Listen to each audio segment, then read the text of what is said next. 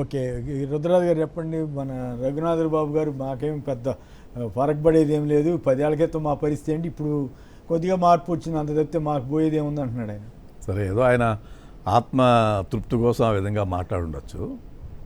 కీలకమైనటువంటి అంశం ఏంటంటే, ఢిల్లీకి కూతవేటు దూరంలో ఉన్నటువంటి హర్యానాలో Hindi belt or cow belt అని చెప్పుకునేటువంటి ఏరియాలో Bharatiya Janata Party, Congress party 1-on-1 contest చేశాక మిగిలిన వేరే రాష్ట్రాల పొలిటికల్ ఈక్వేషన్స్ వేరేగా ఉన్నా హెడ్ ఆన్ జరిగాయి. భారతీయ జనతా పార్టీ వర్సెస్ కాంగ్రెస్ అనేది జరిగితే డైరెక్ట్ ఎన్నికలు. ఒక్క సిపిఐఎంకి ఒక్క సీటు కాంగ్రెస్ పార్టీ ఇచ్చింది. అక్కడ భవానీపురం ఏదో అంటారు, అక్కడ ఒకటి ఇచ్చింది అంతే. భవానీపురం.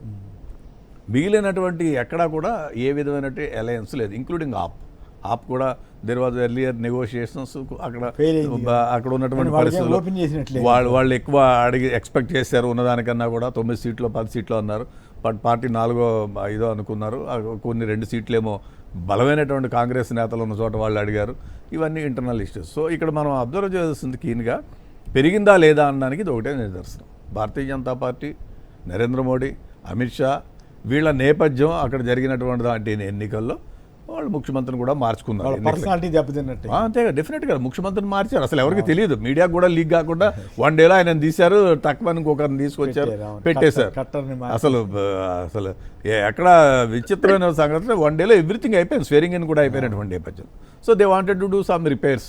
అక్కడ ఏదో జరుగుతున్న తప్పని గ్రహించారు, చేయాలనుకున్నాడు. బట్ స్టిల్ ప్రజలు దాన్ని యాక్సెప్ట్ చేయలేదు. ఇందాక మీకు చెప్పినటువంటి అంశాలతో పాటు ఇంకా కీలకమైనటువంటి అంశాలు అక్కడ ఎంఆర్పికి సంబంధించి, రైతులకు సంబంధించినటువంటి పంటకి, ధాన్యానికి మేము పార్లమెంట్లో చట్టం చేసి మీ అందరికీ కూడా ఒకటి సపోర్ట్ ప్రైస్ ఇస్తాము అని చెప్పేసి, ఎంఎస్పి మినిమం సపోర్ట్ ప్రైస్ అనేటువంటిది ఇస్తామని చెప్పేసి కాంగ్రెస్ పార్టీ రాహుల్ గాంధీ గారు చెప్పారు. దాన్ని కూడా రైతులు చాలా సీరియస్గా తీసుకున్నటువంటి సంఘటన. ఇవి కాకుండా రిక్రూట్మెంట్ చాలా సంస్థల్లో, ప్రధానంగా టీచర్కి సంబంధించి కానీ, లోకల్గా ఉండేటువంటి పబ్లిక్ సర్వీస్ కమిషన్కి సంబంధించింది కానీ, ఇవన్నీ కూడా వాళ్ళు సరిగ్గా రిక్రూట్మెంట్ చేయలేపారు. ఇంకా కీలకమైన అంశం ఏంటంటే, ఎన్నికలకి జస్ట్ కొద్ది రోజుల ముందు పేరోల్లో డేరా బాబా అనేటువంటి వ్యక్తిని తీసుకుని వచ్చి క్యాంపెయిన్ చేయించారు భారతీయ జనతా పార్టీ. ఎవరైతే డేరా బాబా మీద గొడవలు జరిగి మనం చూసాం, అసాంఘిక కార్యకలాపాలు జరుగుతున్నాయి, ఇదని ప్రజలంతా తిరగబడి చేసినటువంటి వ్యక్తికి ఎన్నికలకు ముందు పేరోల్ ఇచ్చి వారిని తీసుకుని వచ్చి అప్పీల్ చేయించారు భారతీయ జనతా పార్టీ. అనైతికమైనటువంటి విషయం ఇంకేముంటుంది. సో ఈ అన్ని చేయవలసినటువంటి అన్ని ప్రయత్నాలు చేశారు. సామధాన భేద దండోపాయాలు అన్నీ వాడారు. లీడర్షిప్ని ఇబ్బంది పెట్టారు. కాంగ్రెస్లో ఉన్నటువంటి వాళ్ళని చాలామందిని ఇబ్బంది పెట్టారు. మీకు తెలియదు, సిబిఐ ఈడీలే కదా రోజు. ఇవన్నీ చేశారు. అయినప్పటికీ ప్రజలు ధైర్యంగా నిలబడి అక్కడ ఉన్నవాళ్ళు భారతీయ జనతా పార్టీని ఓడించాలని డిసైడ్ చేశారు. ఇప్పుడే కాదు, 1.5 సంవత్సరం క్రితమే అక్కడ డిసైడ్ చేశారు. ఎప్పుడైతే వీళ్ళు ముఖ్యమంత్రిని మార్చారో ఆ రోజే మోరల్గా భారతీయ జనతా పార్టీ అవుట్ అనేటువంటిది మనలాంటి వాళ్ళకి అందరికీ అర్థమైపోతుంది. సో డెఫినెట్గా ఇంకా జమ్మూ కాశ్మీర్కి సంబంధించిన అంశానికి వచ్చినప్పుడు ఆర్టికల్ 370 రద్దు చేసిన తర్వాత జరిగినటువంటి ఫస్ట్ ఎలక్షన్, దీంట్లో ప్రజల మ్యాండేట్ ఏంటనేది మనం కన్సిడరేషన్లో తీసుకోవాలి. మళ్ళీ ఆర్టికల్ 35A అనేటువంటిది యాక్ట్ చేశారు. దాని ప్రకారం లెఫ్టినెంట్ గవర్నర్కి విపరీతమైనటువంటి అధికారాలు ఇచ్చినటువంటి నేపథ్యం.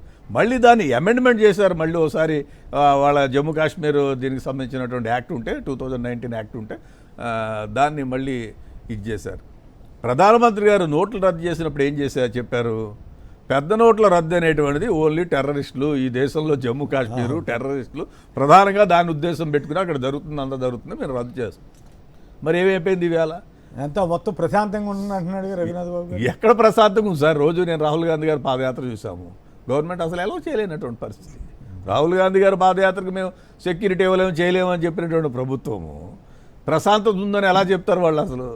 సో కావాలని వీళ్ళే ఈ విధమైనటువంటి ప్రోపగండా చేసినటువంటి పరిస్థితి. ఎక్కడా ప్రశాంతంగా ఉండాలనే మనం కోరుకుంటాం.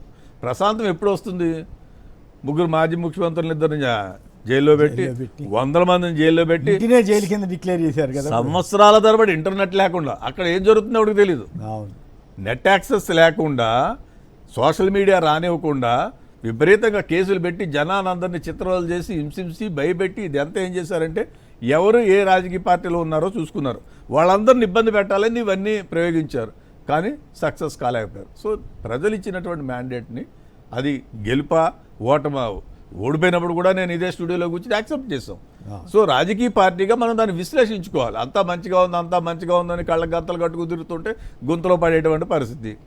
సరే, దీనికన్నా జస్ట్ కొద్ది రోజుల ముందు జరిగినటువంటి పార్లమెంట్ ఎన్నికల్లో 10 out of 5 కాంగ్రెస్ పార్టీకి గెలిచినటువంటి పరిస్థితి. ఇంకా మేము ఏదైనా కొంచెం సరిగా చేసుకుంటే 2-3 సీట్లు అప్పుడే వచ్చేవి. సో జనం అప్పుడే డిసైడ్ అయిపోయారు.